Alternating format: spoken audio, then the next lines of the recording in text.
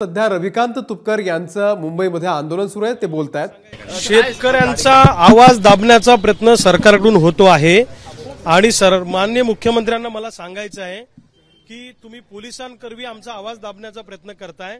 त्यांना मला एकच सांगायचं आहे की आता मी उघडपणे इशारा देऊन आलो होतो, इथून पुढे वर्षा बंगल्यावर उघडपणे इशारा देऊन येणार नाही आणि अशा पद्धतीने आम्हाला अटक करून किंवा आम्हाला तुरुंगात टाकून किंवा आमच्यावर केसेस घालून आमचा आवाज दाबला जाणार नाही।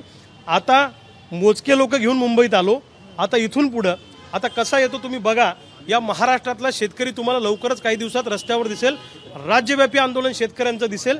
आज आम्ही मुंबईत आल्यावर तुम्ही आम्हाला अटक करता, आता तुम्ही आमच्या गावाकडे या महाराष्ट्रात फिरा मत मागायला, तुम्हाला शेतकऱ्याचा हिसका काय असतो हा शेतकरी आता दाखवून दे। पत्नीलाही तुमच्या ताब्यात घेतलं? माझ्या पत्नीला ताब्यात घेण्याचा काहीच प्रश्न नाही, ती वकील म्हणून इथं आलेली आहे की बाबा कायदेशीर काय अडचण आली तर उद्या जामीन बिमीन घ्यायचा वेळ आला तर त्या अनुषंगानं ती आमची वकील आहे माझी पत्नी, तर तिला ताब्यात घेणं म्हणजे हा तर माझ्या कुटुंबावर सरळ सरळ अन्याय। उद्या माझी मुलगी आली, माझा मुलगा आला छोटा, तर त्याला पण तुम्ही ताब्यात घेणार आहे का? म्हणजे सरकारचं धोरण शेतकऱ्यांना मारण्याचं आहे। आमच्यासारख्या चळवळीतल्या कार्यकर्त्यांचा आवाज दाबण्याचा प्रयत्न सरकारच्या मार्फत होतो आहे। मुख्यमंत्री महोदयांना मला विनंती करायची आहे की इंग्रजांचं राज्य इथं नाही आहे, की लोकशाही हे त्यांनी लक्षात घेतलं पाहिजे। ठीक आहे, तुम्ही आता वेगळ्या पद्धतीनं आम्हाला अटक करताय, कुठं आझाद मैदानात घेऊन जाताय, अजून कुठं नेताय, तुम्हाला जिथं न्यायचं तिथं न्या। पण मी बाहेर आलो तर राज्यामधला सगळा शेतकरी या महाराष्ट्रातला तुम्हाला काही दिवसात रस्त्यावर दिसेल। अरे आमचं म्हणणं काय चुकीचं आहे मला सांगा बरं तुम्ही? सोयाबीनला भाव मागतोय आम्ही, कापसाला भाव मागतोय, कर्जमुक्ती मागतोय, पीक विमा हक्काचा मागतोय, आमचं चूक काय आहे? अशा पद्धतीनं तुम्ही जर का पोलीस कारवाई करून आमचा आवाज दाबत असाल तर याची किंमत या सरकारला चुकवावी लागेल।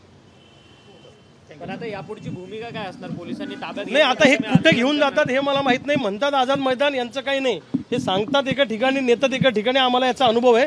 हे एक मिनिट, हे कुठे घेऊन जातात एकदा बघू आणि तिथे गेल्यावर काय भूमिका पोलीस घेते किंवा सरकार घेते त्याच्यानंतर सगळ्या माझ्या सहकाऱ्यांची चर्चा करून दिशा ठरवू।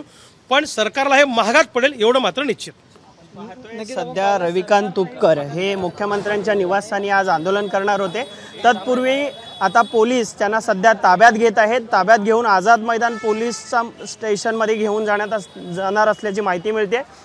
रविकांत तुपकर हे शेतकऱ्यांच्या विविध प्रश्नी आज मुख्यमंत्र्यांच्या शासकीय निवासस्थानी आत्महत्या शेतकरी एबीपी माझा, उघडा डोळे बघा नीट।